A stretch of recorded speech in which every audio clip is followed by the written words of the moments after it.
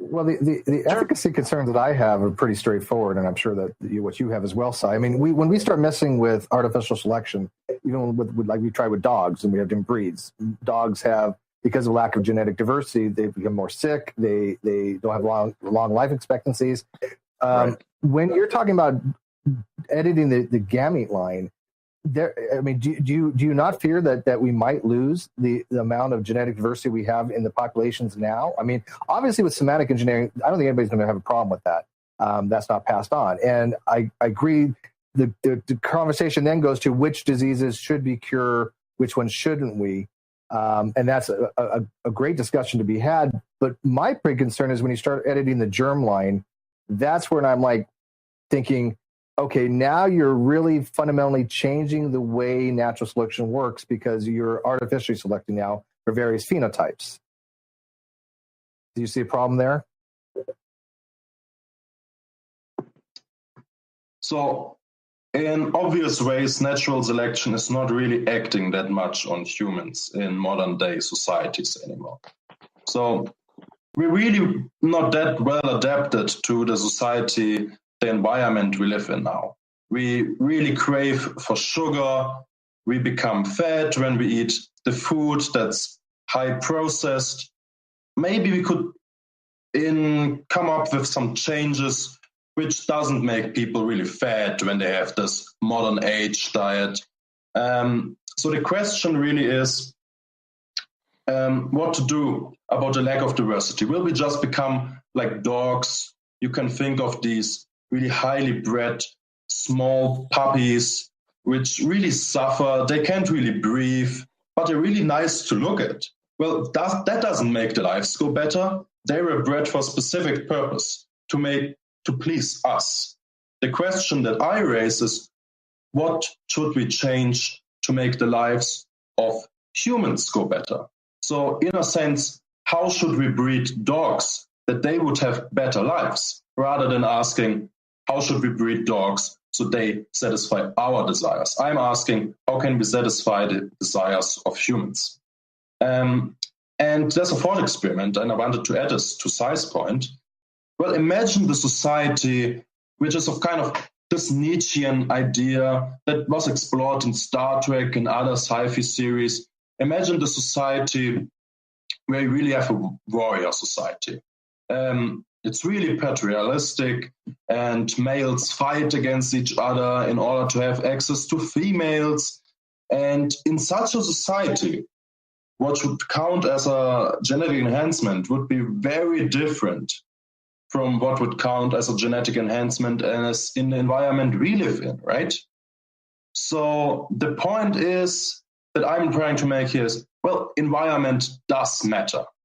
And we need to be concerned with the environment we live in.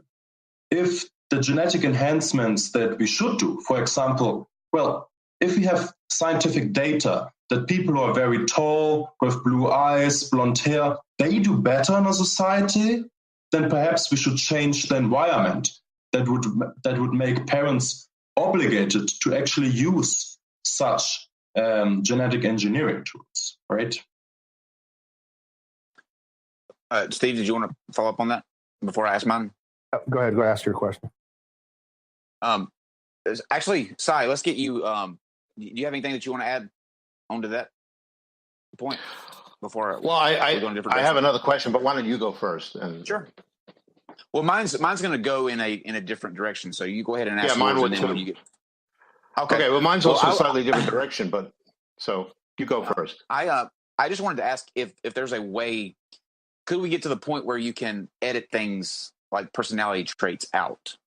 You know, whether it be a predisposition to hate, or you know how there are some people who just have bad personality traits. I'm going to sum it up that way. Can you get in there to that level and actually manipulate people's personalities? Would that ever be a possibility? Right. So actually, the majority of the literature right now is on moral enhancement. How can we make people actually more moral? And in a lot of ways, this seems to be a bit counterintuitive, because if you make act people more morally, then this might not be in their interest, right? It might make their lives go worse. But actual research shows that the opposite is the case. If you look at psychopaths, then this folk idea we have is that psychopaths are these really intelligent people who can fool others, and they get all the money. They get to the top of some company, to the very top, there's a manager, and they have millions.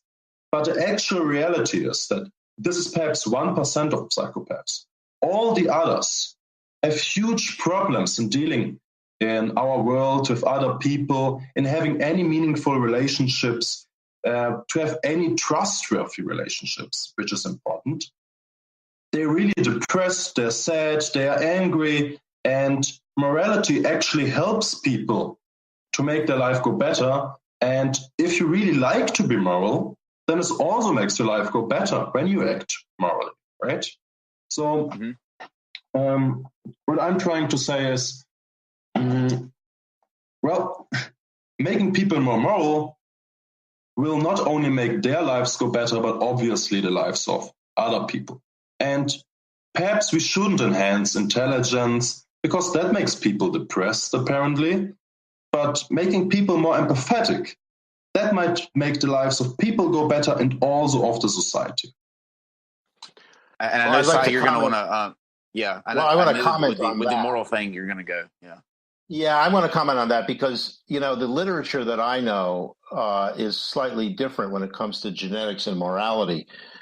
Let's go back to some very basic genetics. Genes code for proteins, okay?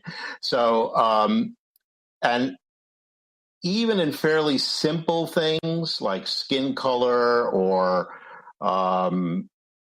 certain diseases, it's not one gene, it's several genes that interact with each other, and there are different alleles, and there's a huge amount of complexity. When we start talking about behavioral traits like being moral, there may be some genetics involved, but the studies that I know show that when they do identical twin studies and other studies looking for the genes that affect some fairly strong behavioral patterns, the average is something around 30%. It can go as high as 50% genetic, and the rest is environmental. And this is that whole nature-nurture divide. And as far as I know, the current consensus is that it's pretty evenly split, and depending on what the behavioral parameter you're looking at. But morality is so complicated, even as an issue, even to define what morality is. I mean, we've had Twitter debates on morality going back forever. And then to find genes that make you a better person, more moral, we're talking way in the future, if ever. I mean, I find that one a little bit hard to grasp, just scientifically. So, I mean, often when you see some news article and it says, oh, we discovered the gene for X, we can cure this disease now. Well, what actually happens is that we didn't just discover one gene, but a whole bunch of genes which, in a complicated way, act together. But that's not what people want to read about. So when people hear genetic engineering, then they think, oh, we can alter this one gene and this causes this. But this whole nature versus nurture debate in philosophy really ceases to exist. Why? Because there's not a single gene which causes anything without the environment. And the environment without genes doesn't have any effect either. That a gene can have the opposite effect depending on environment, right? That's right. Really, we need to think of what environment current humans live in. So parents need to think about what is the environment their child will grow up in, because that's the most important thing in their gene environment interactions for their child. What is this environment? Well, that depends on the parents, that depends on the society we have. Perhaps we should change the environment. And that will then also change what we consider as genetic enhancements. So I agree. This is I agree a with complex that. issue. Absolutely.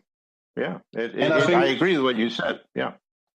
And I think what it raises is the question of, is it really possible for anyone to predict what environment their kids will grow up in?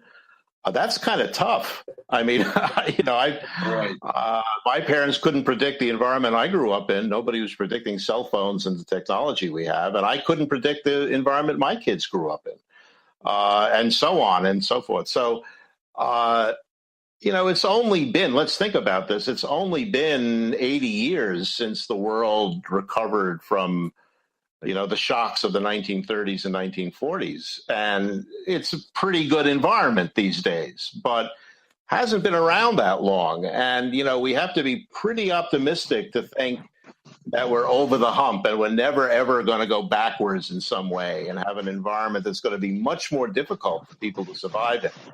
It's true that we in this chat, and most of the people probably watching, live in a pretty nice environment, historically speaking, but there's an awful lot of people in the world who do not today. And we hope that their environment will improve, and I think that's what we need to work on. I agree with you. We need to work on improving their environment, and the genes, maybe, but I don't think that's the first priority. Right, I agree. So even if we grant that we should use genetic engineering, well, perhaps we should change the environment first, because that really hinges upon what we should use as genetic. I agree with that. Yeah. Right. Sai, you went in a different direction than I thought you would with the morality thing. I thought you would jump on the who defines what morality is aspect. Well, that's another question, but there are many questions. I did want to make one other point about the entire approach, if I may, which is an analogy to something that I've recently become interested in, which is the problem of invasive species. That it sounds like it has nothing to do with this conversation, but it actually, I think it does. Invasive species are a great problem, both in the U.S. and in Europe, where species that were never supposed to live in a particular ecology, in a particular environment, are suddenly there, okay? And Asian carp, for example, certain flowers, certain plants are brought in, go into an environment where they have no enemies, where they have no predators, they live very well, they kill everybody else, they cause a huge amount of damage. And it's a major issue throughout the world, basically, is the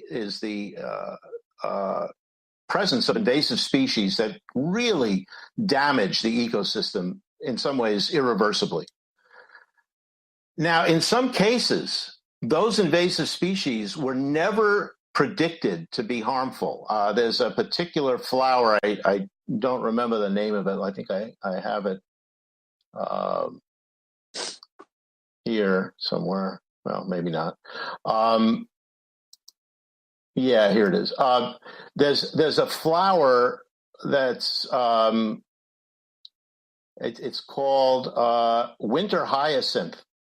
And it's an aquatic plant which was brought to the U.S. from South America. It's an ornamental. It's absolutely beautiful. But the problem is that it starts to form mats, very dense. It cuts out the sunlight for everything living under them, and it clogs waterways, and it is has become, a major problem. So that was not predicted. And people brought Asian carp in because it was, has a lot of valuable properties for clearing out waterways, and it's an incredible pest. There's so many examples. I mean, I don't want to go any further, but the reason this is analogous is when we make a change to the human genome for the purpose of improvement, the genome is just as complicated, and not just the genome, but the way the genome interacts with everything else, and you agree with that. It's just as complicated as an ecology where you put a new species into an environment where it never was before. If you now change the genome without being careful enough, without testing, without making sure it's really not harmful, we don't know what the results are going to be. And the problem is we can't go backwards. Just as it's almost impossible to eliminate some of these invasive species once they get a foothold, once we have changed the germline, it's permanent. and it's nothing we can do. And if it ends up having unforeseen negative consequences, which